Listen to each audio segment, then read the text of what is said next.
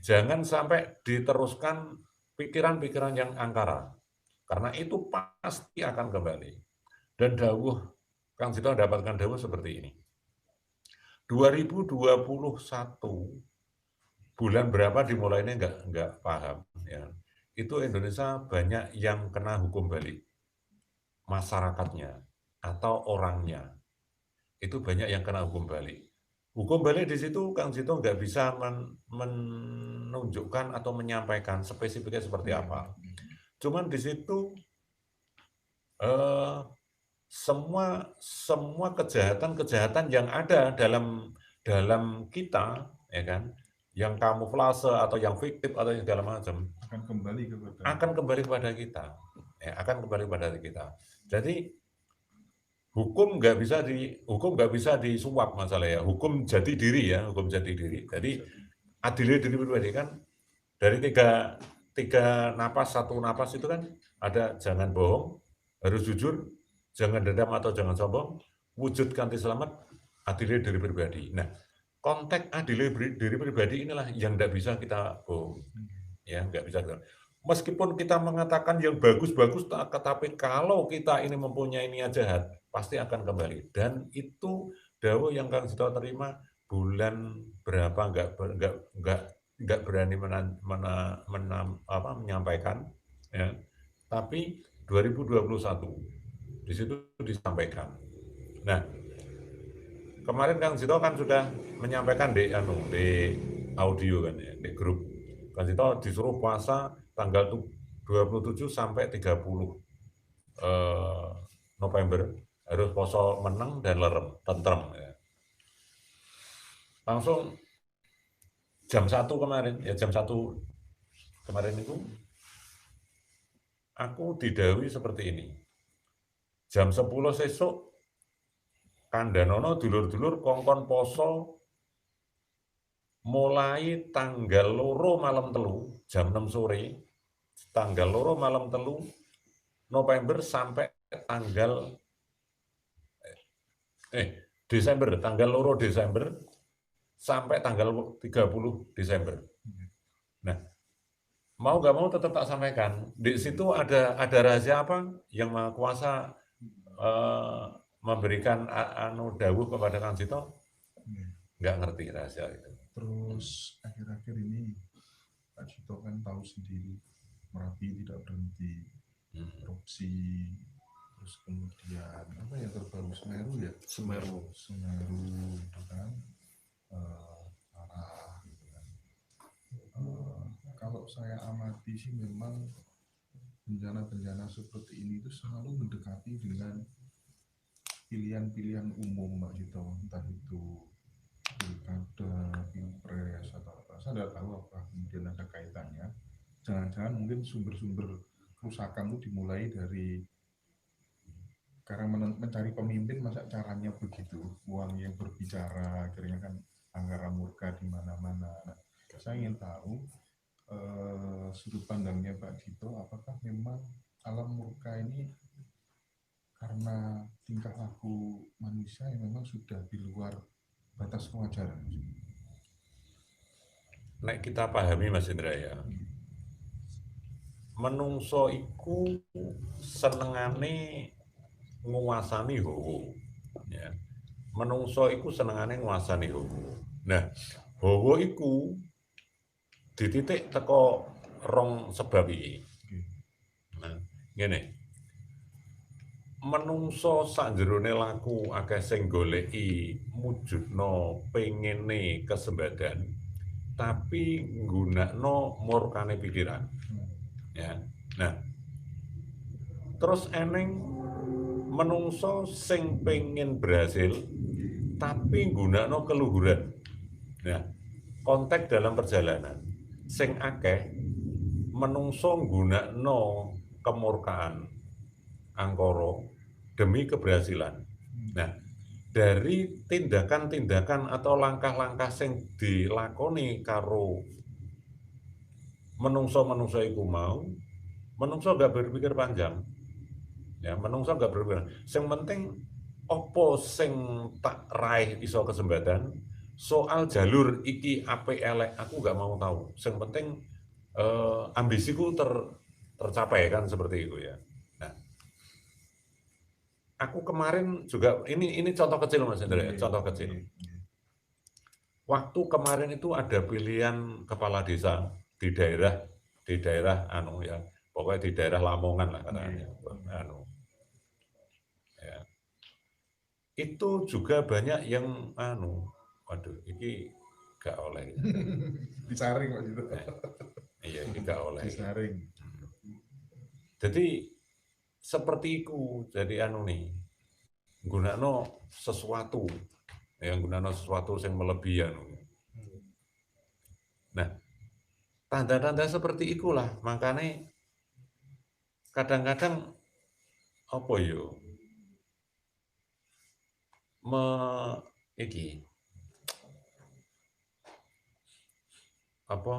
menuruti ambisi, tapi nggak menjadikan ketentraman seperti itu.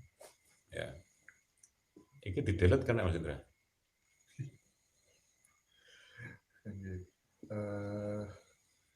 Sekarang ya berarti tetap karena ulah manusia. Karena ulah manusia. Nah, makanya kan kadang-kadang banyak cara ditempuh, ujung-ujungnya penjara. Itu kan yang kemurkaan itu. Ya, banyak cara ditempuh, akhirnya terjadi. Nah, iki ono kejadian nyata ya. Iki ono kejadian nyata. Wis, nah iki kena tian. Waktu aku nganden ya iki yo nyangkut individu ya. Murko ya. Jangan Pak Cito. Nah, iki yo individu ya, murko ya. Enggak, sekarang gini aja. Menyikapi ini kan orang tentu banyak yang khawatir kan banjir bandang segala macam kan, menghadapi kode keras dari alam yang seperti ini, idealnya kita sebagai manusia ya kan itu seperti apa? Kalau menurut Kang Cito, idealnya manusia itu kembali ke puasa. Puasa itu bisa meredam angkara. Makanya kenapa Kang Cito memberikan arahan puasa. Minimal angkara kita, jadi alam ini terjadi sesuatu karena energi kita. Karena ulah kita. Nah, kalau energi kita ini atau sinyal kita ini banyak yang murka, alam pun akan kesetrum, ibaratnya ngono. Nah, dengan adanya puasa, itu akan menekan angka emosional negatif. Nah, emosional positif apa? Emosional negatif. Ya, itu. Yes. Oke, sekarang gini Pak Cito, pertanyaan terakhir. Tidak sedikit teman-teman kita Pak Cito dari banyak daerah itu datang ke rumah sesepuh, datang ke rumah mursyid, ke rumah gus, ke rumah segala macam lah. Tetapi di sana rata-rata konsultasinya itu konsultasi karena orang berumah tangga banyak hutang segala macam gitu kan, akhirnya dikasih cerita kamu harus sedekah inilah, sedekah ekstrim, sedekah segala macam, kamu harus iuran ini iuran itu. Akhirnya karena saking nurutnya terlalu taklid sama orang itu kan sebenarnya nggak baik lah gitu. Iya kan, terlalu segala yang diomongkan selalu dindel dianut gitu. Akhirnya wes saking percayanya ngerahkan uang 30 juta, 40 juta, 25 juta, gadekan sertifikat tanah segala macem gitu kan. Kapan hari saya sempat ketemu gitu kan, cari guru di YouTube kan banyak begitu. Nah dari situlah kemudian saya timbul kasihan. Harusnya bagaimana sih Pak Cito supaya tidak tertipu lagi? Karena keyakinan saya Pak Cito, nggak tahu ini benar apa salah. Nanti Pak Cito yang respon. Kalau urusan uang, wis ojo gampang percaya karo wong model piye wae. Ngoten kalau saya Pak Cito. Panjenengan bagaimana? Ini sangat penting Pak Cito. Ya untuk menjawab Mas Indra ya, arahan-arahan Kang Cito. Ya memang dengan dalih sedekah itu memang bagus ya, dengan dalih sedekah itu bagus. Tapi kadang-kadang kita itu istilahnya kebablasan, ya kan, kebablasan. Jadi sesuatu yang kalau menurut kita itu bagus, tapi kalau menurut orang lain nggak bagus, itu juga nggak tepat, ya kan. Makanya banyak saudara yang sudah susah, ya, banyak saudara kita yang sudah susah malah kejebak dalam kesusahan 2 kali. Nah, ini mudah-mudahan arahannya Kang Jito seperti ini, ya kan. Kang Jito selalu mengatakan seperti ini. Kalau ada saudara-saudara yang minta arahan Kang Jito atau solusi Kang Jito, aku sedang kejebak hutang, aku sedang kejebak rumah tangga seperti ini. Apa solusinya? Puasa.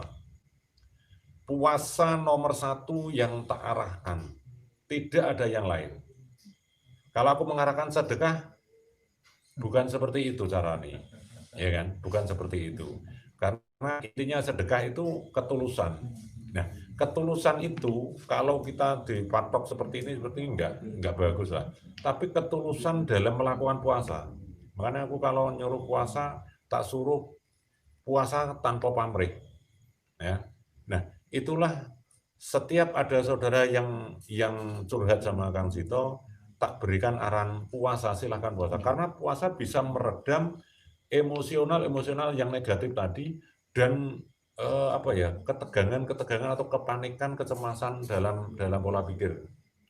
Disitulah keyakinan Kang Jito, karena belajar dari Kang Jito sendiri, setiap menghadapi masalah yang rumit selalu puasa.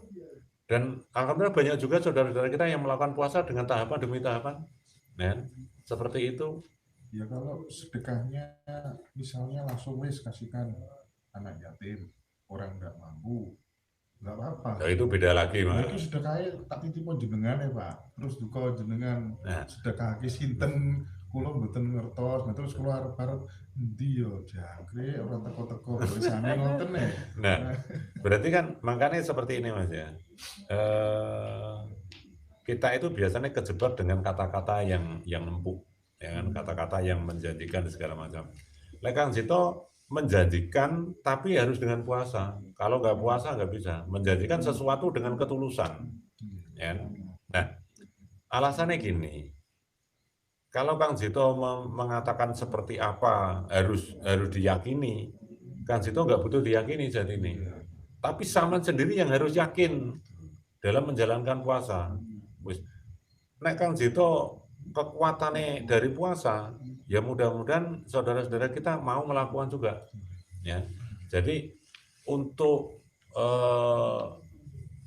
memberi pelajaran dalam diri kita supaya kita itu menyehatkan jasmani, menyehatkan rohani, ya kan? Itu dengan cara puasa itu, Mas Indra ya. Jadi logika pikir akan diberikan pencerahan, bukan malah kejebak dalam termasuk solusi-solusi baru yang sebelumnya tidak terpikirkan begitu ya Pak Jito. Banyak sekali Mas kejadian seperti itu. Ketenangan batin itu. Nah ini kemarin ya tamu teko rombongan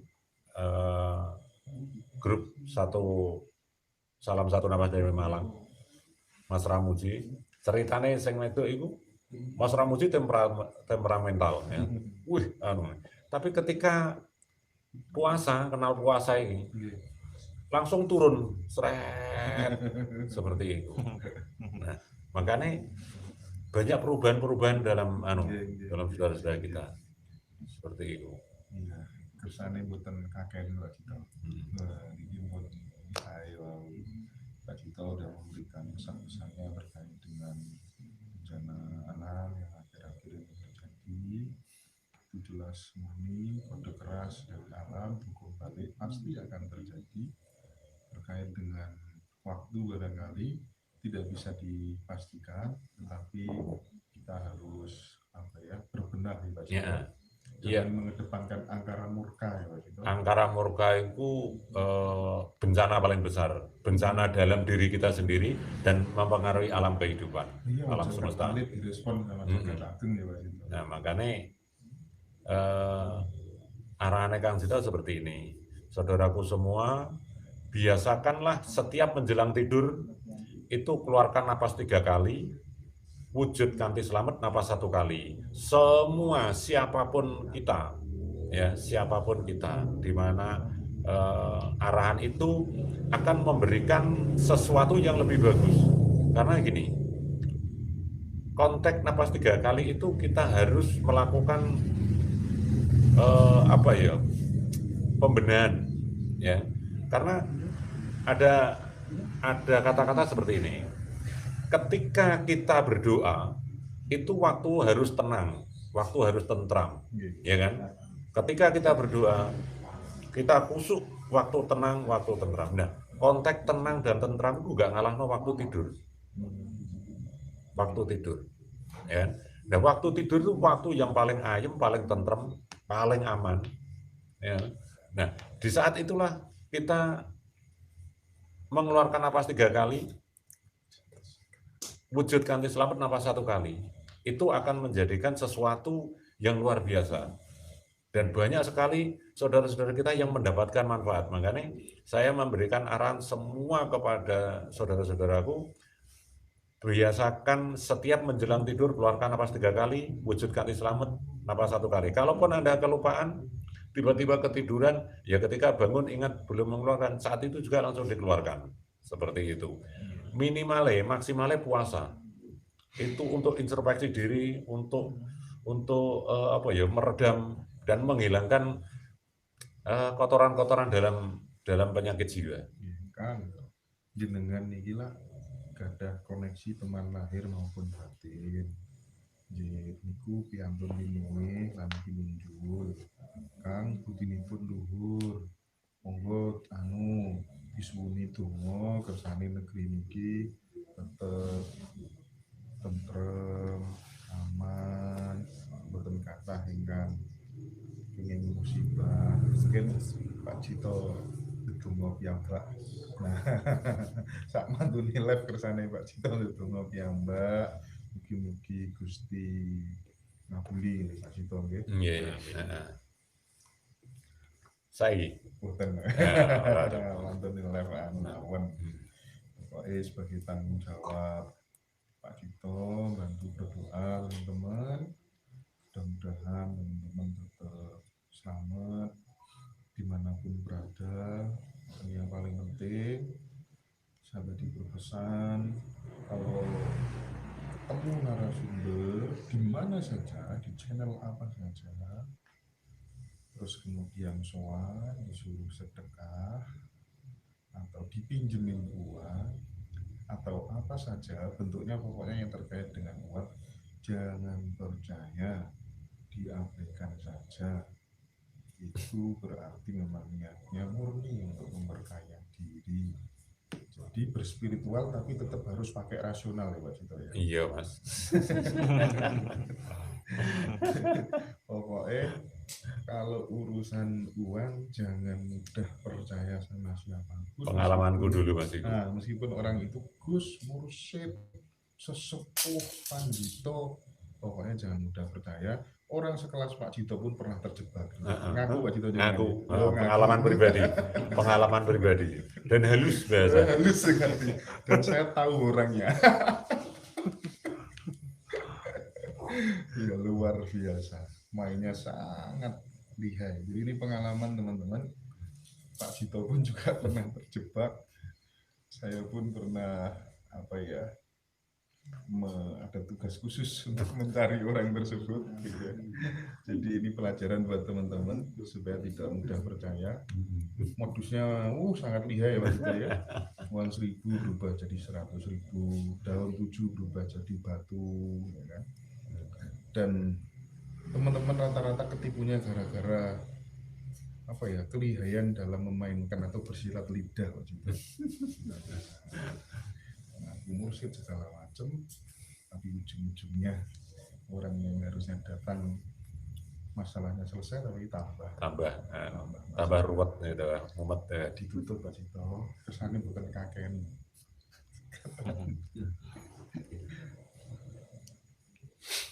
Suara kuasa nudono laku-lakune wujudna kabeh swaraku utuh sejatiku dhewe. Ya aku nglakoni janji-janji wujude swara ing kene tatanane urip.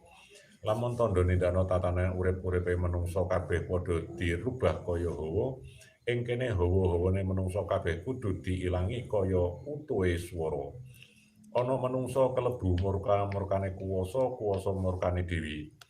Ing kono dewi-dewine tandha manungsa kabeh kudu tutup oleh laku diri pribadi. Swara ing kayangane manungsa kudu diilangi kabeh, sapa manungsa kudu ganti pikirane. Ing kene kudu njaga NKRI. Ing kene NKRI jaya-jaya nindakno lakune jaya-jaya Indonesia utuh sejati. Rahasiane urip-urip ana swara nindakno lakune rakyat Indonesia kabeh kudu titik suarane dewi-dewi, wujud suarane dewi-dewi, hukum balik ana ucapane dewi-dewi, ing kayangane manungsa sak Indonesia balik ana adile diri pribadi. Adil ana diri pribadi wong sak Indonesia, diri pribadine diadili, diwujudi, dititik, ditatakno. Ing kene kayangane manungsa wong sak Indonesia kabeh ora ana sing bakal kesisip, ketriwal, keliwatan tuntutane adile diri pribadi. Lungguh swara lunggih wujud-wujude kuwasa kuasanakane dawuh.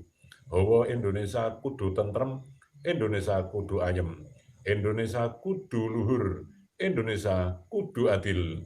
Adil ketemu makmur, makmur ketemu wujud. Wujud jati diri Indonesia bersatu. Indonesia wujud selamat. Ing kene kuwasa nindakno laku. Dulur-dulurku kabeh aja sampe ngelakoni janji-janji palsu. Ing kene adile diri pribadi kudu ketemu wujud sejati. Yen tandha nindakno dawuh-dawuhe urip-uripe manungsa kabeh tak dongano saenenge rakyat Indonesia kembali ke jati diri. Kembali ke jati diri, kembali ke jati diri. Adile diri pribadi, adile diri pribadi, adile diri pribadi, ngunduh wae pakerti. Indonesia balik kaya dene luhuri jati diri. Indonesia suarane murni teko Ibu Pertiwi. Indonesia